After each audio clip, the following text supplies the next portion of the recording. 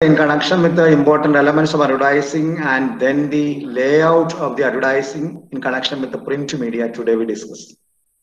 The important elements that we have seen: the headline, the sub-headline, the slogan, the logo, the body copy, the visual, and trademark also sometimes can be added to that. Trademarks also explains or communicate in the print media. The headline, as you have seen, it is a very important thing. It is through the headline an advertiser takes the entire effort to pursue the consumer to receive or buy that particular product or service. Depending upon the nature of the headline, it can be categorized or classified into different categories. For examples, the direct promise of benefit. Directly we specifies the profit of that particular product or the particular product service. Then news about the product. Different approach there we can use to prepare the headline. The direct headlines there we can use, indirect headlines there we can use. Then curiosity or the provocative headlines are possible there. By strengthening the curiosity of the person or encouraging the curiosity of the reader, we can attract the reader to our side. Or in addition to encourage the person, there we can provocate the person to buy that particular service or the product. And command headlines are also one another type of headlines associated with the advertisements. In advertising process, basically there we have to make use of 4 or 5 type of headlines. They are direct promise of benefit, direct promise of benefit, news about the product, then curiosity headlines, then provocative headlines, then command headlines. Different headlines are there. Or we can classify the headlines as the direct headlines also. Direct approach there we can make use. Here basically how the product will benefit the reader. We will explain. We will provide information to the reader how this product will benefit the reader. Directly we will specify that. Readers are often interested in what is new in the product.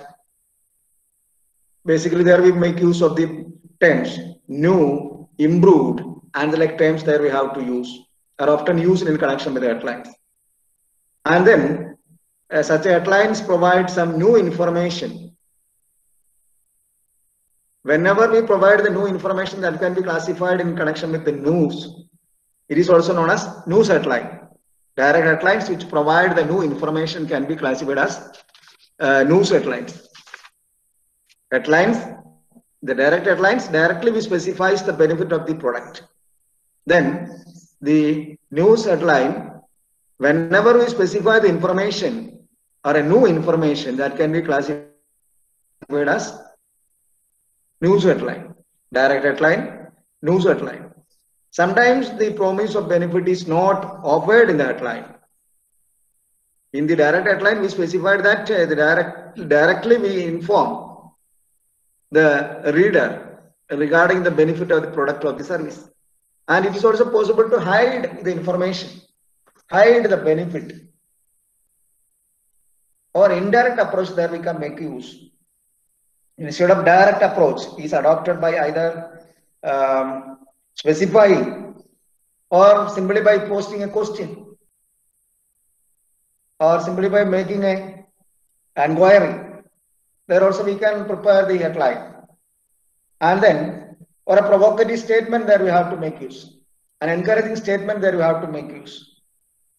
And there we raise the curiosity of the reader by preparing the headline. Another type is command headlines. Command headlines. In command headlines, the readers are requested or urged to buy the product by promising reward.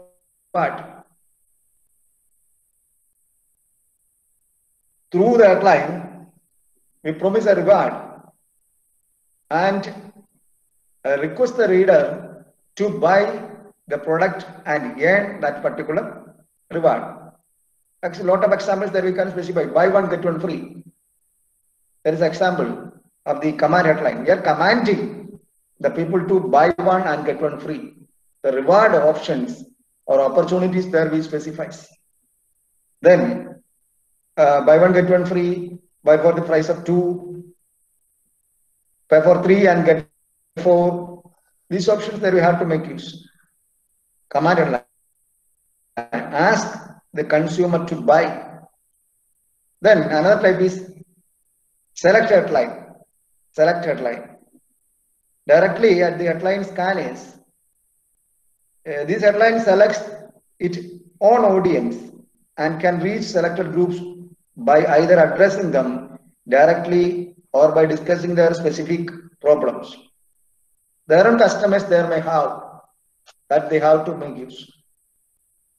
Headlines can be classified into different categories: direct headline, provocative headline, encouraging headline, then selected headline, then curiosity headlines, and different options are possible there whenever we prepare headlines for the print advertisement. പരസ്യത്തിന്റെ തലക്കെട്ട് എന്ന് പറയുന്നത് പ്രധാനപ്പെട്ട ഒരു ഘടകമാണ്. പരസ്യത്തിന്റെ അനേക ഘടകങ്ങളിൽ പ്രധാനപ്പെട്ട ഒരു ഘടകമാണ് പരസ്യത്തിന്റെ തലക്കെട്ട്. തലക്കെട്ടിലൂടെ നമ്മൾ ലക്ഷ്യം വെക്കുന്നത് വായനക്കാരനെ ഈ ഉൽപ്പന്നം അല്ലെങ്കിൽ സേവനം കൈപ്പറ്റാൻ വേണ്ടി അവനെ പ്രോത്സാഹിപ്പിക്കുക. ഈ ഹെഡ്ലൈനിൽ നമുക്ക് പലതരത്തിലുള്ള അപ്രോച്ചുകൾ നമുക്ക് വരുത്താം. പ്രധാനമായും നമ്മൾ വരുത്തുന്നത് ഈ ഉൽപ്പന്നത്തിന്റെ ഒരു നേട്ടം നേരിട്ട് അവനോട് പറയുകയാണ്. അതാണ് നമ്മൾ ഡയറക്റ്റ് പ്രോമിസ് ഓഫ് ബെനിഫിറ്റ് എന്ന് പറയും. നേരിട്ട് ആ ഉൽപ്പന്നത്തിന്റെ നേട്ടം അവനെ ബോധ്യപ്പെടുത്തുക. Direct headline. ഇങ്ങനെ ഡയറക്റ്റ് ആയിട്ട് കാര്യം പറഞ്ഞേ തീരൂ എന്ന് നിർബന്ധമൊന്നുമില്ല. Indirect options are also possible. ഇങ്ങനെ ഡയറക്റ്റ് ആയിട്ട് വിവരം പറയുന്ന സമയത്ത് പുതിയ ഒരു ഇൻഫർമേഷനാണ് നമ്മൾ കൊടുക്കുന്നതെങ്കിൽ അതിന് നമ്മൾ ന്യൂസ് ഹെഡ്ലൈൻ എന്ന് വിളിക്കും. Direct headline which provides A new information can be classified into the category of news headline എന്ന് നമുക്ക് മാറ്റാൻ പറ്റും. മറ്റൊന്ന് curiosity or provocative headline. Provoke ചെയ്യുക, പ്രകോപിപ്പിക്കുക, പ്രകോപിപ്പിച്ചവനെ കൊണ്ട് വാങ്ങിപ്പിക്കുക, ക്യൂരിയോസിറ്റി ഉണ്ടാക്കുക, ആ ക്യൂരിയോസിറ്റി നമ്മൾ എക്സ്പ്ലോയിറ്റ് ചെയ്യുക. അപ്പൊ കമാൻഡ് ഹെഡ്ലൈൻ നമ്മൾ അവനോട് പറയും, കമാൻഡ് ചെയ്യും, ഇതാണെന്ന് മേടിക്കണം, ഒരെണ്ണം മേടിച്ചാൽ ഒരെണ്ണം ഫ്രീ ആണ്, 3 കിട്ടും, 2 പണം കൊടുത്താൽ മതി എന്നിങ്ങനെയുള്ള തരത്തിലുള്ള ഹെഡ്ലൈനുകൾ നമ്മൾ വിനിയോഗിക്കും. അങ്ങനെ നമ്മൾ ഉപയോഗിക്കുന്നതിനെയാണ് നമ്മൾ കമാൻഡ് ഹെഡ്ലൈൻസ് എന്ന് പറയുക. ക്യൂരിയോസിറ്റി, പ്രൊവോക്കേറ്റീവ് ഹെഡ്ലൈൻസ്, അങ്ങനെ പല ഓപ്ഷൻസ് ഉണ്ട്. സെലക്ട് ഹെഡ്ലൈൻ എന്ന് പറഞ്ഞ മറ്റൊരു ഓപ്ഷൻ ഉണ്ട്. ഒരു നമ്മുടേത് മാത്രമായ ഉപഭോക്താക്കളുണ്ട്, നമ്മുടേത് മാത്രമായ കൺസ്യൂമേഴ്സ് ഉണ്ട്. അവരെ നമ്മൾ കണ്ടെത്തി അവരുടേതായ താല്പര്യങ്ങളും കാര്യങ്ങളും ഒക്കെ നമ്മൾ സംരക്ഷിച്ചുകൊണ്ട് കാര്യങ്ങൾ നമ്മൾ ചെയ്യുന്നതിനാണ് അങ്ങനെ നമ്മൾ പറയുക. രണ്ടാമത്തെ സബ് ഹെഡ്ലൈൻ ആണ്. സബ് ഹെഡ്ലൈൻ എന്ന് പറയുന്നത് സ്വാഭാവികമായിട്ട് നമ്മൾ ഉപയോഗിക്കുന്നതാണ്. പലവട്ടം നമ്മൾ പറഞ്ഞതാണ് സബ് ഹെഡ്ലൈൻ മസ്റ്റ് ആണ് എന്നില്ല. പക്ഷെ സബ് ഹെഡ്ലൈൻ ഒരു എലമെന്റ് ആയിട്ട് നമുക്ക് ഉപയോഗിക്കാനായിട്ട് കഴിയും. അങ്ങനെ നമ്മൾ വിനിയോഗിക്കുന്നുണ്ട്, നമ്മൾ ഉപയോഗിക്കുന്നു ഉണ്ട്. അവിടെ നമ്മൾ ഒന്നാമത്തെ ഹെഡ്ലൈൻ മെയിൻ ഹെഡ്ലൈനിലെ മുഴുവൻ കാര്യങ്ങളും പറയാനായിട്ട് പറ്റില്ല. മുഴുവൻ ഹെഡ്ലൈനിൽ നമ്മൾ പറഞ്ഞു കഴിഞ്ഞാൽ ബോഡി കോപ്പി പോലെ ഹെഡ്ലൈനെ മാറിപ്പോകും. അപ്പൊ അങ്ങനെ വരുന്നതിലേക്ക് ബാക്കിയുള്ള കാര്യങ്ങള് നമ്മൾ ചെറുതായിട്ട് സമ്മറൈസ് ചെയ്തിട്ട് പറയുന്നതാണ് രണ്ടാമത്തെ സബ് ഹെഡിങ്. ഉപതലക്കെട്ട് എന്ന് മലയാളത്തിൽ നമുക്ക് പറയാനായിട്ട് പറ്റും. സബ് ഹെഡിങ് എന്ന് പറയുന്നത് ലോങ്ങർ മെസ്സേജുകളാവാം, എലാബറേറ്റ് ചെയ്യാം. അതായത് നമ്മൾ കൊടുക്കുന്ന ഓഫറിനെ, പ്രോമിസിനെ എലാബറേറ്റ് ചെയ്താൽ പറയാൻ വേണ്ടി നമ്മൾ ഉപയോഗിക്കുന്നത്. ഹെഡ്ലൈനിൽ നമ്മൾ പറഞ്ഞ കാര്യങ്ങളെ സ്ട്രെസ് ചെയ്തുകൊണ്ട് പ്രൊഡക്റ്റിന്റെ യുണിക് ആയിട്ടുള്ള ഫീച്ചേഴ്സിനെ നമ്മൾ ഐഡന്റിഫൈ ചെയ്യാൻ വേണ്ടി ഉപയോഗിക്കുന്നതാണ് സബ് ഹെഡ്ലൈൻ എന്ന് നമ്മൾ പറയുന്നത്. അടുത്ത സ്ലോഗൻ ആണ്. സ്ലോഗൻ എന്ന് പറയുന്നത് ഷോർട്ട് അല്ലെങ്കിൽ ക്യാച്ചി ഫ്രേസ് ആയിരിക്കും, വളരെ ചെറുതായിട്ടുള്ള. Slogan is short or catchy phrase that gets the attention of the audience, is easy to remember and comes off the tongue easily. വളരെ എളുപ്പത്തിൽ ഓർമ്മിച്ചിരിക്കാൻ കഴിയുന്ന ഒരു ഫ്രേസ്, ഒരു ശൈലിയാവാം, ഒരു ചെറിയ സെന്റൻസ് ആവാം, ക്യാച്ചി വേർഡുകളാവാം ആ ഉൽപ്പന്നത്തെ കുറിച്ചുള്ള. അത് നമ്മൾ വളരെ പെട്ടെന്ന് ഓർമ്മിച്ചിരിക്കും. അപ്പൊ അത് കേൾക്കുമ്പോൾ തന്നെ ഈ ഒരു പ്രൊഡക്റ്റിനെ കുറിച്ച് നമുക്ക് ഓർമ്മ വരും. അതാണ് സ്ലോഗൻ എന്ന് പറയുന്നത്. സ്ലോഗൻ എന്ന് പറയുന്ന വാക്ക് ഒറിജിനൽ ആയിട്ടുള്ള ഇംഗ്ലീഷ് അല്ല, മറ്റു ഭാഷകളിൽ നിന്ന് ഡെറിവ് ചെയ്യപ്പെട്ട് വന്നതാണ് സ്ലോഗന്. അപ്പം അത് നമ്മൾ വിനിയോഗിക്കുന്നതാണ്. സ്ലോഗൻ എന്ന് പറയുന്ന ക്യാച്ചി വേർഡാണ്. A catchy word associated with the advertisement is known as dash. That is slogan. Yes. Catchy ആയിട്ടുള്ളതാണ് ഒരു ഫ്രേസ് ആവാൻ നമുക്ക് ഉപയോഗിക്കാം. ഷോർട്ട് സെന്റൻസ് ആയിട്ട് ഷോർട്ട് ആയിട്ടുള്ള ഒരു ഇതാണ്, ചെറിയ ക്യാച്ചി ആയിട്ടുള്ള ഫ്രേസ് ആണ് നമ്മൾ ഉപയോഗിക്കുക. ആളുകളുടെ അറ്റൻഷൻ ഉറപ്പായി കൊണ്ടുവരാൻ കഴിയുന്ന തരത്തിലേക്കാണ് നമ്മൾ അതിനെ വിനിയോഗിക്കുന്നത്. അപ്പോ ആ പ്രൊഡക്റ്റ് അല്ലെങ്കിൽ അതിന്റെ റിവാർഡിനെ നമ്മൾ കോൺസെൻട്രേറ്റ് ചെയ്യും. രണ്ട് തരത്തിലുണ്ട്. Slogan that emphasises to product or reward. ആ പ്രൊഡക്റ്റിനെയോ റിവാർഡിനെയോ നമ്മൾ എംഫസൈസ് ചെയ്യുന്ന ഒരു സ്ലോഗൻ ഒന്ന്. രണ്ടാമത്തേതെന്ന് പറയുന്നത് slogan that emphasises action to be taken. നമ്മളെ ഒരു വലിയ പ്രവൃത്തിയിലേക്ക് ആഹ്വാനം ചെയ്തുകൊണ്ടുള്ള സ്ലോഗൻ ഉണ്ട്. അങ്ങനെ രണ്ട് തരത്തിലുള്ള സ്ലോഗൻ നമുക്ക് സെറ്റ് ചെയ്യാം. മൂന്നാമത്തത് ബോഡി കോപ്പിയാണ്. ബോഡി കോപ്പി എന്ന് പറയാൻ അറിയാം, details of the product or the service അല്ലെ. Headline usually makes a claim in connection with the product. The subheadline explains at a level the headline, and it is through the body copy the elaborated information of the product. ആ പ്രൊഡക്റ്റിന്റെ ഒരു elaborated ആയിട്ടുള്ള information ആണ് നമ്മൾ ഈ പറയുന്ന body കോപ്പിയിലൂടെ കൊടുക്കുന്നത്. അപ്പം അഡ്വർടൈസ്മെന്റ് ഹെഡ്ലൈൻ സഫീഷ്യന്റ് ആയിട്ടുള്ള ഇൻഫർമേഷൻ നമുക്ക് കൊടുക്കാൻ പറ്റാവുന്നേക്കാം. അത് നമ്മൾ പരിഹരിക്കുക ഈ ബോഡി കോപ്പിയിലൂടെയാണ്. The amount of detail in an advertisement should be sufficient to answer the questions arising in the minds of the buyer. വായനക്കാരുടെ മനസ്സിൽ വാങ്ങാൻ ഉദ്ദേശിക്കുന്ന ആളുടെ മനസ്സിൽ ഉയരാവുന്ന ചോദ്യങ്ങൾക്കെല്ലാമുള്ള ഉത്തരങ്ങൾ വളരെ കൃത്യമായി നമ്മൾ ബോഡി കോപ്പിയിലൂടെ ക്ലാരിഫൈ ചെയ്ത് കൊടുക്കും. അടുത്തത് വിഷ്വലൈസേഷൻ ആണ്. വിഷ്വലൈസേഷൻ ഓർ ഇമേജ്, ഒരു ചിത്രം ചേർത്തിട്ടുണ്ടാകും. ഒരു ഇമേജ് എന്ന് പറയുന്നത് നമുക്കറിയാം 10,000 വാക്കുകളുടെ എഫക്റ്റ് ആണ് ഒരു ചിത്രം നമ്മളോട് സംവദിക്കുന്നത്. Image speaks to the people. ആ പടം നമ്മളോട് സംസാരിക്കുന്നുണ്ട്.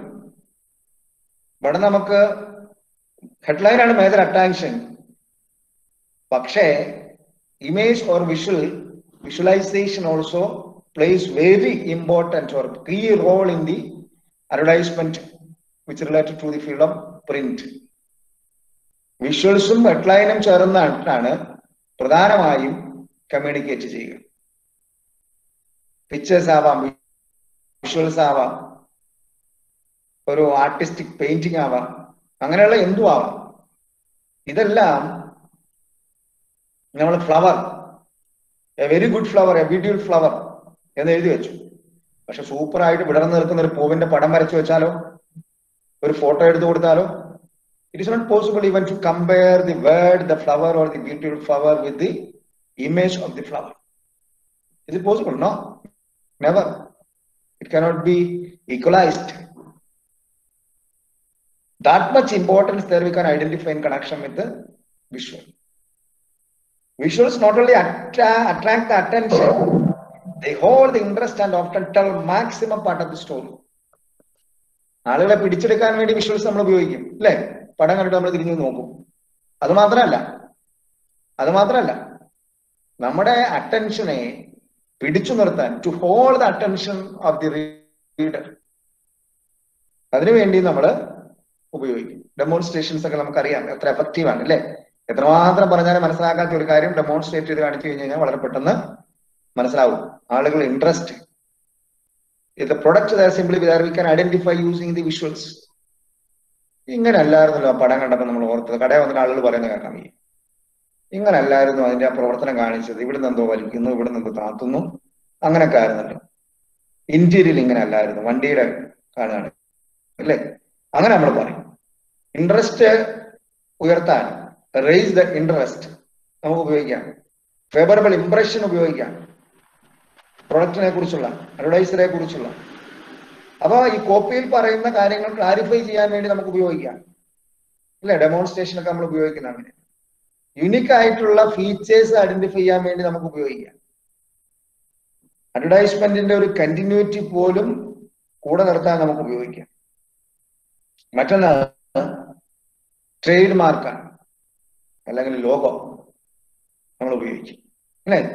ആ ഒരു ഇതാണ് term. Trade mark includes any word, symbol or device or any combination of thereof adopted and used by manufacturer or merchant to identify his goods or services which can be used to distinguish from those manufactured or sold by others in the market.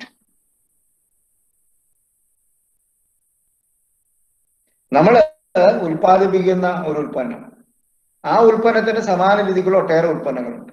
ആ ഉൽപ്പന്നങ്ങളിൽ നിന്ന് വ്യത്യസ്തമായി നമ്മുടെ ഉൽപ്പന്നത്തെ നിലനിർത്താൻ, കാണിച്ചു കൊടുക്കാൻ വേണ്ടി നമ്മൾ ഉപയോഗിക്കുന്നതാണ് നമ്മുടെ ട്രേഡ് മാർക്ക് അല്ലെങ്കിൽ ലോഗോ. സിഗ്നേച്ചർ കട്ട് എന്നൊക്കെ നമ്മൾ ഉപയോഗിക്കും.